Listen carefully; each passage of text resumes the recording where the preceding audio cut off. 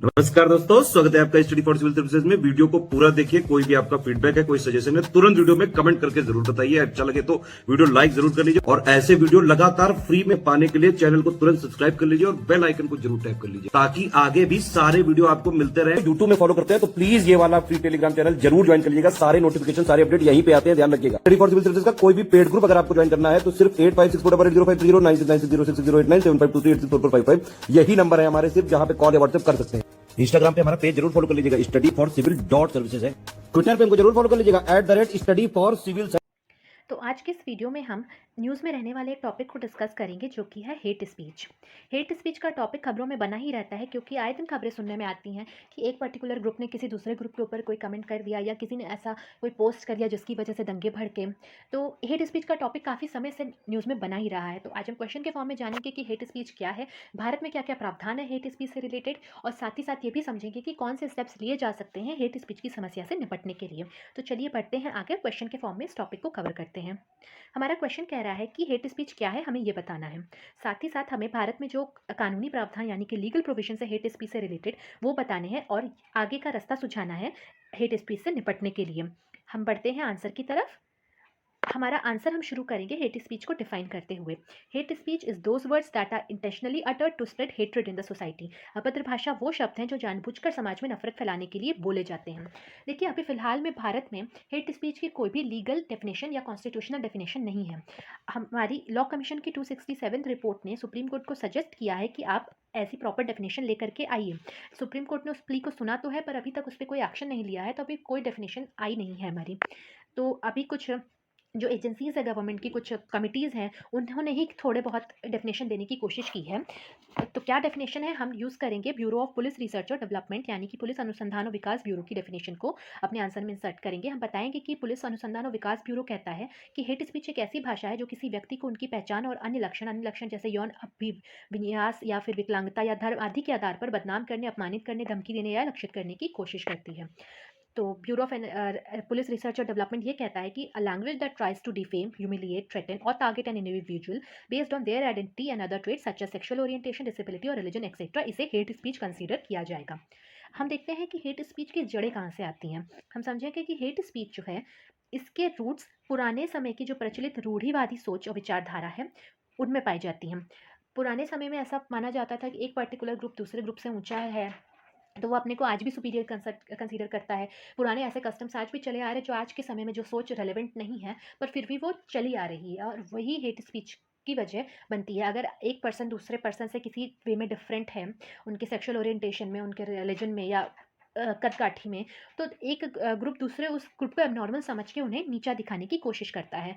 एक या फिर ये जब रिलीजन या कास्ट की बात आती है तो एक ग्रुप अपने को सुपीरियर समझता है, दूसरे को इन्फीरियर समझता है। इस वजह से हेट स्पीच आती है। अब हेट स्पीच आएगी तो पहले इंडिविजुअल लेवल पे आएगी, फिर ये ग्रुप लेवल पे बढ़ेगी। हेट स्पीच में एक आदमी ने एक भाषण दिया, इंडिविजुअल आदमी ने भाषण दिया, वो उस कम्युनिटी में फैला, फिर ये सारे लोग इस ग्रुप के अगेंस्ट हो गए। फिर होता क्या है, समाज में दंगे भड़कते हैं और बड़े लेवल पे हेट्रेट फैलती है। तो हेट स्पीच के सारे कॉन्सिक्वेंसेस देखने को मिलते हैं। अब हम आगे देखेंगे कि हेट स्पीच का कॉन्स्टिट्यूशनल प्रोविजन क्या है इंडिया में। तो जैसे हमने देखा कि अभी फिलहाल में कोई डेफिनेशन नहीं है, और हमारा आर्टिकल 19 का क्लॉज 1 का सबसेक्शन ए कहता है कि हमें अभिव्यक्ति की स्वतंत्रता है, यानी कॉन्स्टिट्यूशन हमें गारंटी करता है freedom of speech and expression. But hate speech can not be part of this freedom, क्योंकि साथ ही साथ हमारे आर्टिकल 19 का क्लॉज 2 रीजनेबल रेस्ट्रिक्शन लगाता है कुछ कंडीशन में। अब वो कंडीशंस क्या क्या हैं, अगर हमारी स्पीच ऐसी हो जो कि स्टेट की सिक्योरिटी के लिए खतरा हो तो उस पर रीजनेबल रेस्ट्रिक्शंस लगाए जा सकते हैं। साथ ही साथ अगर हमारी स्पीच ऐसी हो जिससे कि फ्रेंडली रिलेशन फॉरेन स्टेट्स के साथ खराब हों तो भी उस पर रेस्ट्रिक्शन लगाया जा सकता है। साथ ही साथ जिससे पब्लिक ऑर्डर डिस्टर्ब हो ऐसी स्पीच पर रेस्ट्रिक्शन लगाया जा सकता है। कंटेम्प्ट ऑफ कोर्ट हो तो ऐसी स्पीच पे भी रेस्ट्रिक्शन लगाया जा सकता है। अगर स्पीच ऐसी हो कि वो दंगे भड़काती हो समाज में तो भी रेस्ट्रिक्शन लगाया जा सकता है। भारत की सोवर्निटी और इंटीग्रिटी के लिए अगर खतरा हो तो भी ऐसी स्पीच पे रेस्ट्रिक्शन लगाया जा सकता है। साथ ही साथ हेट स्पीच आर्टिकल 17 जो कि अनटचेबिलिटी को एबॉलिश करता है, ये उसका भी वॉयलेशन है क्योंकि आर्टिकल 17 डिस्क्रिमिनेशन और अनटचेबिलिटी के अगेंस्ट है। और हेट स्पीच तभी आती है जब समाज में डिस्क्रिमिनेशन होता है, जब एक सोसाइटी एक तबका समाज का दूसरे तबके से अपने को डिफरेंट देखता है, तभी हेट स्पीच भी पैदा होती है। भारत में क्या-क्या लीगल प्रोविज़न है हेट स्पीच से रिलेटेड? इन्हें बताने से पहले मैं आपको ये बताना चाहूँगी कि स्टडी फॉर सिविल सर्विसेज़ के यूपीपीएससी प्री और मेंस 2022 के लिए पेड ग्रुप्स चालू हो गए हैं। आप नीचे दिए गए नंबर पे कॉल करके इन ग्रुप्स को जॉइन कर सकते हैं। इन ग्रुप्स में आपको 1 टू 1 गाइडेंस मिलेगी, साथ ही सारा स्टडी मटेरियल मिलेगा, मेंस की आंसर राइटिंग प्रैक्टिस होगी और उन आंसर्स को रिव्यू भी किया जाएगा। तो अपनी प्रिपरेशन को और स्ट्रॉन्ग करने के लिए आप नीचे दिए गए नंबर पे कॉल करें और ग्रुप्स के बारे में जानकारी लें और ग्रुप्स जॉइन करें। तो चलिए अब आगे बढ़ते हैं और भारत में क्या-क्या लीगल प्रोविज़न्स हैं, वो देखते हैं। अब हम समझते हैं कि भारत में लीगल प्रोविजन यानी कानूनी प्रावधान क्या-क्या हैं हेट स्पीच से रिलेटेड। हालाँकि हेट स्पीच डिफाइन नहीं है, पर अगर हेट स्पीच की कैटेगरी मतलब ऐसा ऑफेंस कोई करता है जिससे कि हेट्रेड फैले समाज में, तो उनके लिए आईपीसी 1860 की कुछ धाराएँ हैं जिनके तहत सज़ा का प्रावधान है। तो हम देखते हैं कि कौन-कौन सी ऐसी धाराएँ हैं। तो आईपीसी की धारा 153 ए बी कहती है 153 ए और 153 बी कहती है कि अगर कोई व्यक्ति दो समूहों के बीच में हेट्रेड या नफरत फैलाने की कोशिश करता है तो इन दोनों धाराओं के तहत उसे सजा दी जाएगी।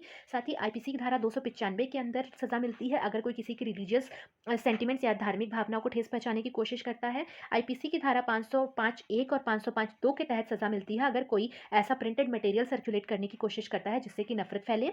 और आरपीए यानी कि रिप्रेजेंटेशन ऑफ पीपल एक्ट 1951 का सेक्शन 8 कहता है कि ऐसा व्यक्ति जिस पे कि इल्ज़ाम लगा हो, जो कन्विक्टेड हो हेट स्पीच फैलाने के लिए दोषी व्यक्ति को इलेक्शन में कंटेस्ट करने ना दिया जाए। तो ये हमने देखे भारत में प्रावधान क्या-क्या हैं। अब उसके बाद हम देखेंगे कि हेट स्पीच से किस तरीके से निपटा जा सकता है, एक वे फॉरवर्ड देखेंगे। तो सबसे पहली बात है कि आपको लोगों को एजुकेट करने की ज़रूरत है। अब लोगों को समझाने की ज़रूरत है कि जो पुराने समय की सोच है, पुराने जो स्टीरियोटाइप्स हैं, उन्हें तोड़ने की ज़रूरत है। अब जैसे किसी की सेक्सुअल ओरिएंटेशन, किसी की विकलांगता, इन सबको लेकर किसी से नफ़रत करना बहुत गलत बात है। तो एक बेसिक लेवल पे, रूट लेवल पे इस तरीके की थिंकिंग को डेवलप किया जाए। अब जो पुराने लोग हैं, जो बूढ़े हो चुके हैं, जो अपनी मानसिकता बना चुके हैं, उनके साथ तो ये काम नहीं किया जा सकता है। हाँ, लेकिन जो आजकल के बच्चे हैं, ज उन्हें इस तरीके से समझाया जा सकता है कि उनके अंदर इक्वालिटी की फीलिंग आए। वो एक इंसान को इंसान की तरह पे देखें, ना कि उसे जाति धर्म के आधार पर बाँटें। तो पहला पॉइंट ये है। दूसरा है अल्टरनेटिव डिस्प्यूट रिज़ॉल्यूशन आने चाहिए। अब जैसे अगर कोई 2 ग्रुप्स के बीच किसी वजह से लेकर के दंगे हैं, मतभेद हैं, तो अब ऐसा होना चाहिए कि एक अल्टरनेटिव डिस्प्यूट का तरीका आना चाहिए। ये नहीं कि वो कोर्ट में जाएँ, फिर उनके बीच का मुकदमा सालों चलता रहे और सालों उनके बीच की दुश्मनी बनी रहे। अल्टरनेटिव डिस्प्यूट रिज़ॉल्यूशन के तरीके होने चाहिए, वैकल्पिक विवाद समाधान के तरीके होने चाहिए, जिससे वो इनिशियल लेवल पे ही अपनी जो मतभेद हैं, जो अपनी मुद्दे हैं, जिन पे भी उनके बीच झड़प चल रही है, उन्हें सुलझा सकें। फिर हमारा लॉ कमीशन भी ये सजेस्ट करता है कि आईपीसी 1860 में सुधार लाने चाहिए, क्योंकि अब उसकी काफ़ी सारी धाराएँ आज के समय में रेलेवेंट नहीं है। इनमें कुछ नई धाराएँ ऐड होनी चाहिए, जैसे 153 में ऐड होनी चाहिए धारा, 505 के अंदर और धाराएँ ऐड होनी चाहिए और क्लॉजेज़ ऐड होनी चाहिए, जिससे कि आज के समय में हेट स्पीच को डिफ़ाइन किया जा सके। और जैसे अभी कोई भी ऐसा प्रोविज़न नहीं है जिसके अंदर prohibition of incitement to hatred को हमें कर सकें। तो इस तरीके की भी और धाराएँ ऐड होनी चाहिए। अब हम अपने आंसर को कंक्लूड करेंगे और ये बताएंगे कि एस रंगराजन आदि बनाम पी जगजीवन राम केस में सुप्रीम कोर्ट ने यह कहा था कि जब तक जनहित के लिए खतरा नहीं बनती, तब तक बोलने की स्वतंत्रता में कटौती नहीं की जा सकती। Freedom of speech is not cutted until poses a threat to public interest. जैसे कि आर्टिकल 19 का क्लॉज 2 कहता है कि कुछ कंडीशंस जो हैं, अगर वो फुलफिल करेगी अगर कोई स्पीच, तभी उसे कर्टेल किया जाएगा, अदरवाइज नहीं किया जाएगा। तो यही चीज़ सुप्रीम कोर्ट ने कही थी। अब हम आंसर को अपने एंड करेंगे ये बताते हुए कि hate speeches are a threat to the unity of India and cause riots and disharmony. नफरत भरे भाषण भारत की एकता के लिए खतरा है और दंगे और असमंजस के कारण भी बनते हैं। तो इसलिए आज के टेक्नोलॉजी के समय में ये ज़रूरी हो गया है, जब कोई भी इंफॉर्मेशन इतनी तेज़ी से फैलती है, कि ऐसे रूल्स लाए जाएँ कि इनिशियल स्टेज पे ही किसी इंफॉर्मेशन को, किसी भी हेट स्पीच को फैलने से रोका जा सके। एक इंसान, पहले क्या होता था कि एक इंसान जाके पर्सनली इंडिविजुअली एक-एक इंसान को खबर फैलाएगा, उससे उकसाएगा। लेकिन अब आपको बस एक बटन क्लिक करना है और सैकड़ों लोगों तक आपकी एक मैसेज पहुँच सकता है।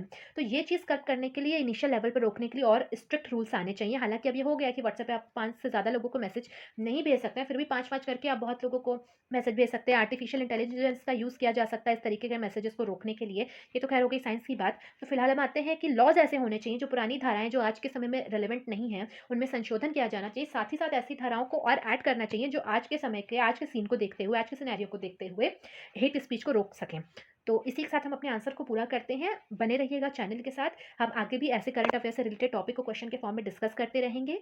तो थैंक यू फॉर वॉचिंग। मिलते हैं नेक्स्ट लेक्चर में।